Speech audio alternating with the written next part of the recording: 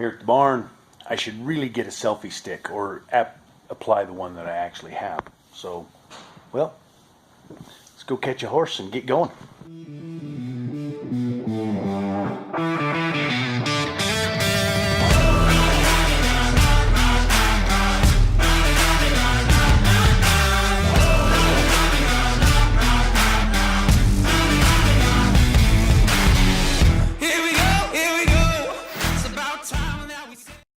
Howdy folks, good evening. It's about 5:42, getting out of work a little late today. Today is the start of week number 2, the M&L Performance video vlog. On the road to the NRHA Futurity, me and Boo Boo. Want to thank everybody for watching these video vlogs. Don't forget to comment below, follow the links below, make sure you subscribe to this page, and click thumbs up if you like it. So today's week 2, and I know last week we didn't have a lot of horse stuff to show you, just kind of getting started and getting rolling. I think this week the goal is, you know, every bit a little day, we're just going to talk a little bit about, you know, our program. So right now I'm just more worried about conditioning my horse a little bit, making sure that he, you know, we're going to build his lung capacity. We're still going to ask him to do, you know, some things and maybe start counter galloping a little bit, counter cantering a little bit, flexing left and right, picking his shoulders up a little bit here and there. And I think maybe this week, every day we're going to show a little bit of maybe warm-up, what we do during the warm-up. Then maybe tomorrow we'll talk about, or we'll show a little bit about my daily program. And I'm going to talk a little bit about my daily program. You know, it always consists of a warm-up and a cool-down. Those are my two most important things that I consider, and reason being is 3-year-olds are young horses. They're still growing, their body's still building itself, and so I really believe that if you don't you know, it's like if you go to the gym and you don't warm up, and you know, you do a bunch of curls or a bunch of squats, the next day you hurt, and then it's no fun. You don't want to do it again. And I really think that warming my horse up lets him look forward to tomorrow and the next day, and then the days off. You know, it's not a 5-day-a-week program, 4-day-a-week program, maybe 5, depending on if I can go and ride with somebody or have an opportunity on a Saturday or Sunday to do so. So, but you know, those couple days off, you know, allow them to have a day off and a break, and for their body and their mind, but mainly for their body to kind of recuperate from the day before. And so, like I said, if you overdo it, it's bad juju. And I think your horses, they start getting sour, they start to not like their job, and there's days like myself, I don't like my job every day, but just trying to keep that positive attitude, especially not only with myself but with my horse too. So yeah, warm-ups are very important, cool downs are very important, you know, and again, it's like you get done at the gym, you try to do some kind of a cool down, you walk around. You know, if you run a marathon and your lungs are burning, you get done running, and you don't just stop and go to Pizza Hut, I guess, for lack of a better term. You know, you're going to walk around, you're going to recuperate your respiratory, and that's kind of the goal. And temperature, when it's cold outside, yeah, I think if I were hauling my horse, getting real sweaty, and then haul him in the cold wind, then I probably would risk the horse getting sick, getting cold. And then, you know, you're allowing all the lactic acid in their muscle and their bodies that they built up during their workout to maybe not dissipate, but at least for the muscles and the tendons and everything to kind of cool off to the temperature, cool off enough that they're okay. The training part, that's the hard part, because there's a little bit of training in between warm up and cool down this time of year, especially in Idaho. You know, here we go. tomorrow we're going to talk about maybe some of the training programs in my program. You know, weekly we'll work on, you know, little pieces every day, and my goal, and I'll tell you this, my goal is if I can improve 1% every day in 100 days or 3 months, I've improved 100%, and focusing mainly on the improvement. And there's going to be some things that, you know, we struggle with, and I'll show that too. You know, we want to show the good and the bad, and you know, hopefully everybody can learn from it. I know it's getting a little dark, and I appreciate you hanging out, so come along.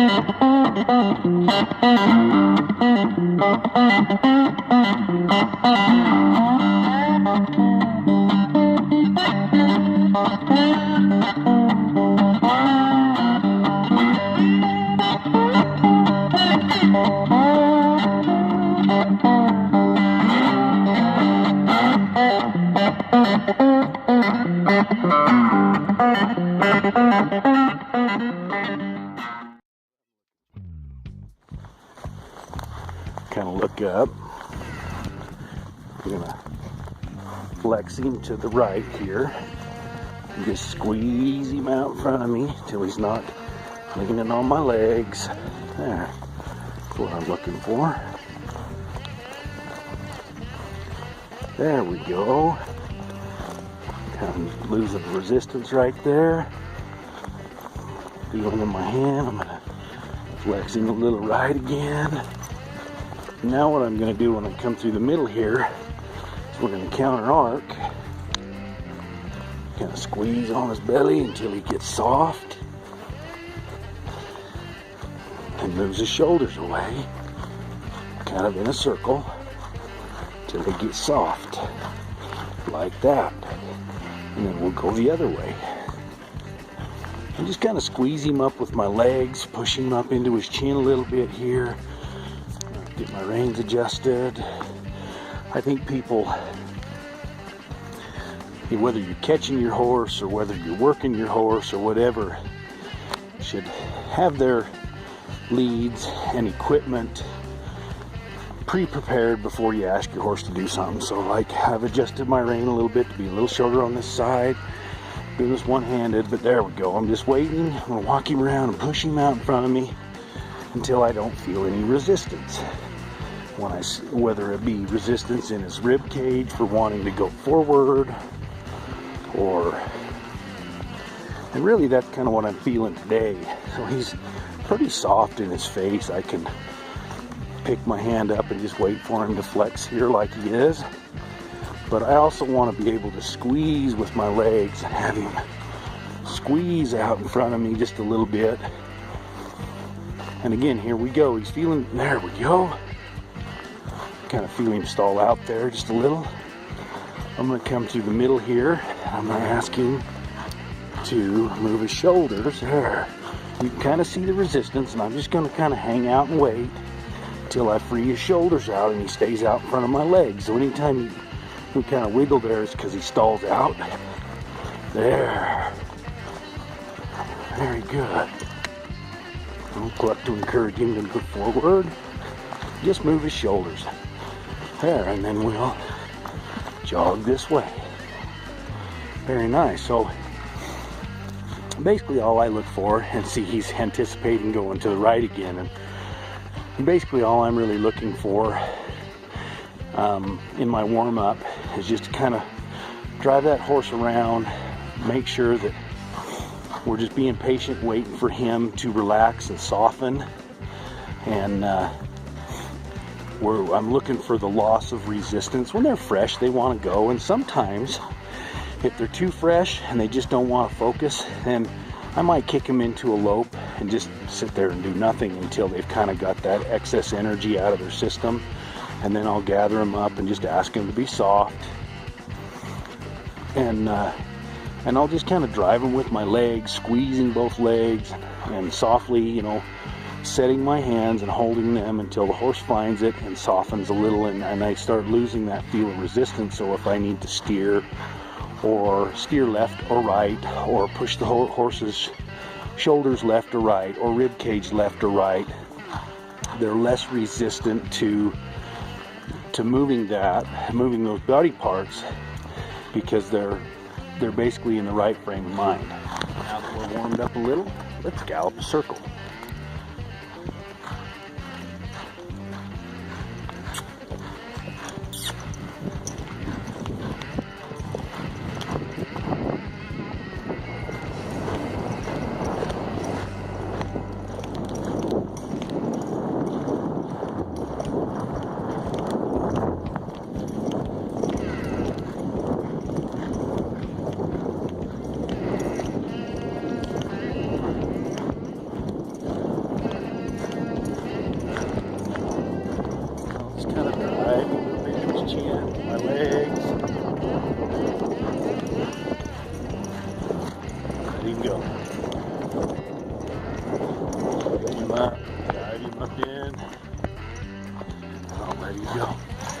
Whoa.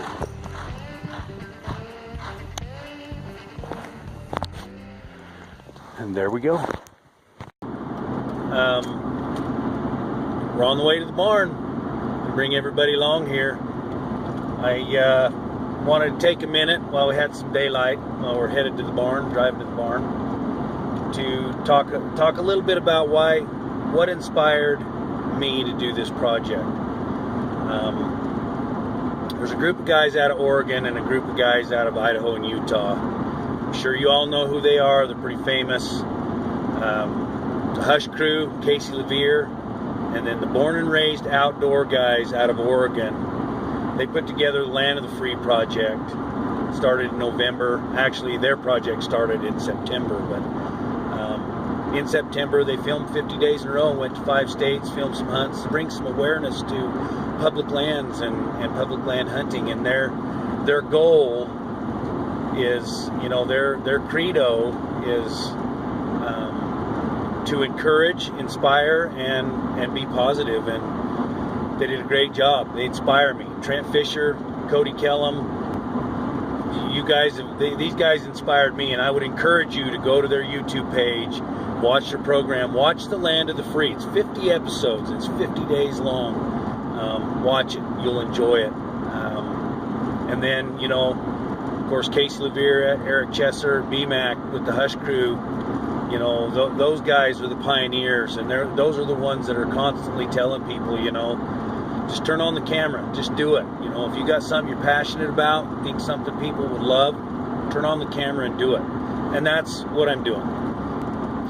There's one more that I follow, I watch religiously, and I really appreciate the programming that he puts together, and that's Rodeo Video and Reed Flake. The things that they do, they inspire me. The daily, you know, here, this is what we're doing today, you know, come along with us. I love that, and I think a lot of people do. That's what inspires this project. I'd like to ask everybody, you know, comment below what or who inspires you, and you know, maybe we can make this a thing. But this is what inspired me to start this project and do this project. And yeah, some of the videos going to be crap, sometimes it's going to be dark. Know that we're doing the best we can with what equipment we have, and as we, you know, move forward, we will get better equipment, and we'll have you know, better videography, for lack of a better term. But I hope the content is what you're after. I definitely want to show people the first-person view of riding the horses through the maneuvers, what we're asking them for, what we're looking for, and also a profile view of the project as well. So let's head to the barn. Let's ride Boo. I am damned excited about today. My horse was pretty good on Wednesday. We give him Thursday off. Tomorrow, a good friend of mine, the owner of Boo's dad, and I are going to go to Wyoming. Pick up Boo's sister. See, I'm really excited to see how good she is compared to Boo. Got a halter, our handy dandy halter here. Let's go catch Boo. And the actual turn, and we won't take too long. My horse is about out of gas, but Peyton, what's your favorite thing about reining horses? Probably stopping. That's pretty cool, huh? Yep. Okay.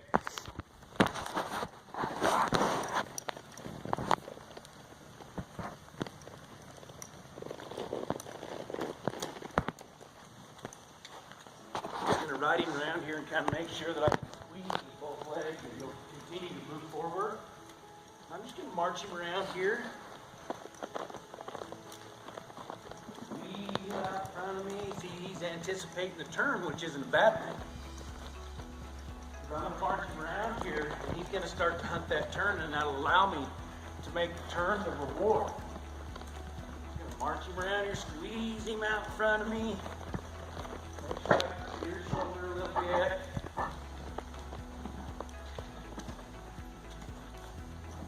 And I'm just going to sit here. Oh, I said something, so he stopped. That's okay. That's the whole goal. Is I'm going to march him around there till he wants to turn. Let the turn be the reward. And then I'm just going to sit there until his feet stop moving, or I ask him to stop. And if his feet stop moving, kind of like they did there, I'm going to step him forward. I'm going to ask him for the turn. And say, hey, turn. I didn't ask you to do anything else. Just kind of hang out and wait until he finds it. And then just sit there. Again, we stop. So I'm going to move him forward. I'm just going to march him around here. And he is a little out of gas, which is okay. I'm going to march him around here. I'm just going to set my hands. I'm asking for softness. I'm asking for a shoulder up. Squeeze out in front of my leg.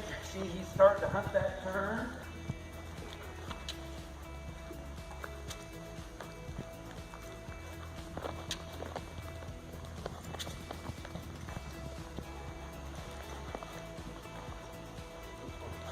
So for right there, all I kind of want is for him to get comfortable stepping across. I'm not going to kick him. I'm just, once he gets locked in the turn, and that's the key, they kind of have to get locked in the turn. Then you just let them go and sit there for just a few, just sit there until their feet stop moving or they need help somewhere. So the next time I might ask him to speed his feet up a little bit, but we're going to go the other way and do the other way real quick.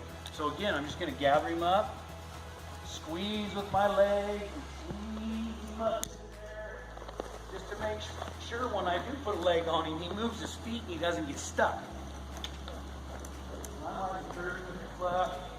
Kind of marching him around. The idea there, he wants to turn. See how he kind of did that? He's anticipating the turn. He's like, I want the reward. And once they start hunting the reward, they're easy to train. Open that up.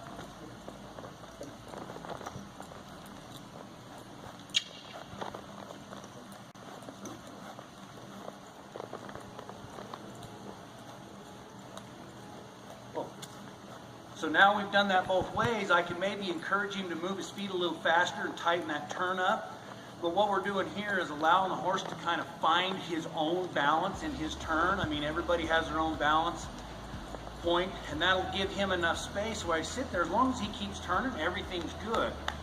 And he can find his own balance. So when I do start to tighten things up a little bit and ask him to move his feet a little faster, then he's already kind of got an idea of what his comfortable balance point is. I'm going to step him ahead here. This time I'm just going to ask him to move his shoulder and turn.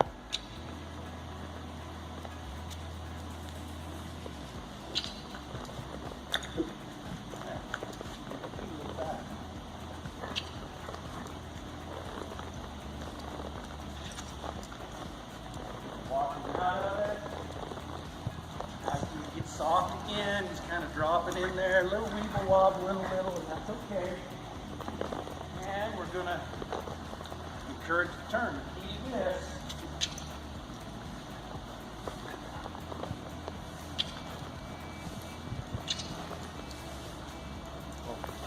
So that last revolution felt really good. I didn't help him, I just kind of sat there. He picked up the pace and moved his feet a little faster for me, which is good. And again, the reward is the maneuver that we want. Everything preparing for preparing for that reward is kind of work. We do the same thing here and see how we do it.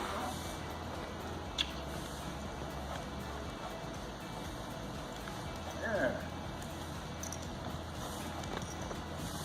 Tighten them up a little.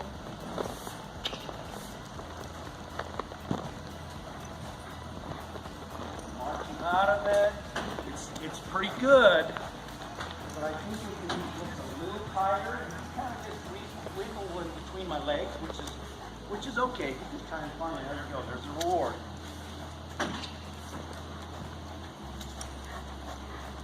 There. Whoa. So I helped him just a little, just supported him, but just sat there and kind of tightened him up and asked him to move his feet a little faster. And we're out of gas, we're out of horse, we're gonna let him, we're just gonna cool him out now and walk him around until his respiration reaches normal and his temperature drops just a little bit. But I'm pretty happy with what we got today.